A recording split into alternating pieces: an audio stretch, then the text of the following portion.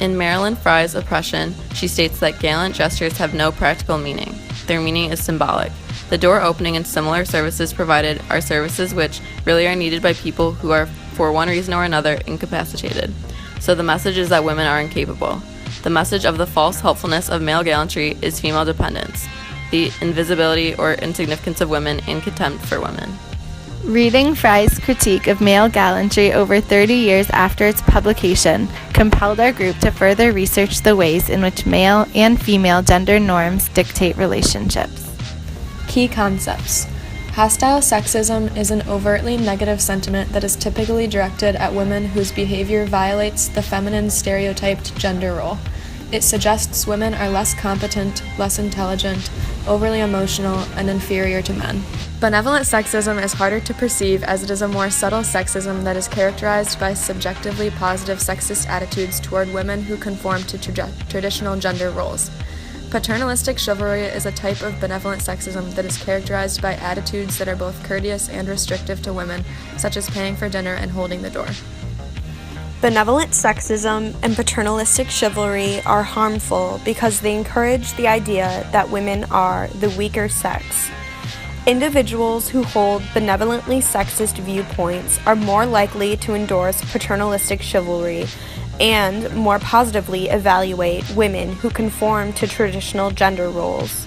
Surprisingly, hostile sexist viewpoints are not related to paternalistic chivalry. This is interesting because it means that women are not more likely to disagree with the ideals of paternalistic chivalry any more than men are. Thus, women are perpetuating their own oppression. To better understand the implications of benign sexism and paternalistic chivalry in today's society, we interviewed a group of randomly selected University of Michigan students to further research the role of gender in their own relationship experiences, as well as their views about previously long-held relationship traditions.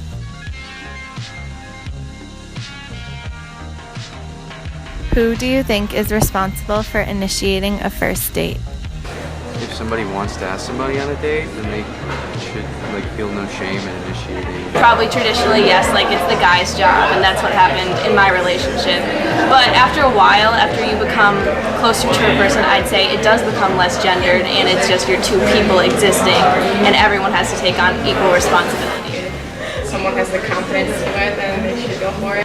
I think that whoever wants to pursue the other person should. It shouldn't matter what your gender is. I think it can be done on either party. On a date, who pays the bill?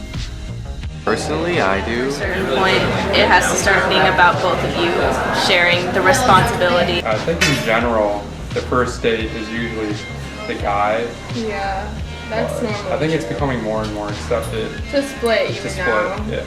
I was taking my girlfriend out to dinner. I think her or I pays the bill. We kind of just split it up. And if it's a first date, I think it's custom, and maybe that's wrong to say, that the guy would take the bill. Yeah. From experience, when I've gone on a date with a guy, they usually offer to pay the bill, and with a girl, it varies. I usually pay with the girl. Not always with I think especially in college, you can't expect the guy to be paying all the time. So I think it's nice maybe if you're kind of to split it up. But definitely the first time the first dates with my boyfriend, he did pay. How do you feel when a person of the opposite gender holds the door open for you? Nothing really. I say thank you, and yeah. Would you say you go out of your way to hold the door open before a girl? Yeah.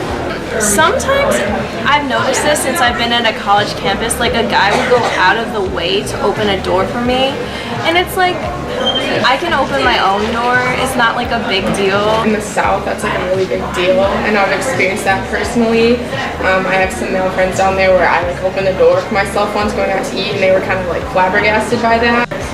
No matter who it is, we have an obligation to open the door. So, is someone who's the same gender? Yeah, I think it's nice and polite. I don't think they need to do it, but I try to do it for everyone, so I just like to take it at face value. It's the best for me and not question their motives. What do you think about a female proposing to a male? If my girlfriend proposed to me, I wouldn't be no, we can't do it this way. A lot of women do kind of start the proposal hey, maybe it's time you pop the question. It's about time. but I don't know. I think that I'd be uncomfortable proposing to a man. I think it's weird in the sense that it's not like a social norm in our society. Yeah. So if it was like a normative behavior, then I could see that it wouldn't be as big of a deal. And personally, as a girl, I don't think it's like that weird. But maybe as a guy, I might take it differently. Yeah, I would much rather be Why? the one proposing because you're like a dude? No, because I like that control. I think that doesn't happen a lot, but I think it definitely could. I think as a male, yeah, I would rather propose. Who do you think is responsible for giving away the bride at the wedding? Well, like typically the father. Probably the dad. That depends on your family. Most stereotypical answers are probably the dad, but like what if you don't have a dad, or what if you're not close with your dad, you're closer with someone else? Traditionally, I guess it's the father. The bride's father. Do you think this is significant in any way? The giving away kind of signifies that the father has ownership over the daughter. So I think like socially it's normative to have the dad do it, but that doesn't necessarily mean that he's present or you want him to be a part of that. Definitely, yeah. With like, patriarchal ways and stuff like that. Do you think a woman should take her husband's last name? I wouldn't force anybody to take my last name. No. No. You don't become a different person when you get married, so why would you change your name? Do you want your wife to take your last name? I would. A lot of people like hyphen these days if they don't want it to be that way, or if you don't really think it's a big deal, you can just change your name. I'm down for the hyphen though. I mean, if it's a really big deal, I personally don't care. I don't really see why it's necessary. I think the fact that it's such like prominent tradition makes me think it's not. No, I don't think it's necessary. In same-sex, non-heterosexual relationships, who do you think proposes? Whoever wants to, whoever feels like they want to marry the other person, I guess. I honestly would have no clue. I really have no answer for that. I'm sorry. If it's like it's kind of more of an equal playing field. I don't know. That's kind of a good question. So I think the issue around it is just the male proposes because there's a stigma around that. I don't know.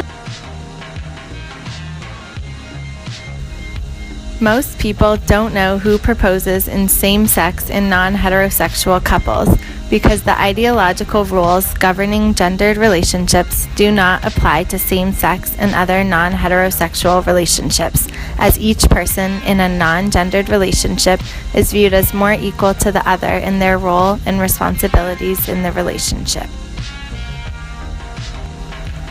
Thus, shifting the center to same-sex and other non-heterosexual relationships further reveals the patriarchal structure of benevolent sexism as existing solely in heteronormative relationships. Because the interconnected nature of race, class, gender, and sexuality function differently in each and every relationship, we must shift the center away from heteronormativity in order to better understand one another's subjective circumstance.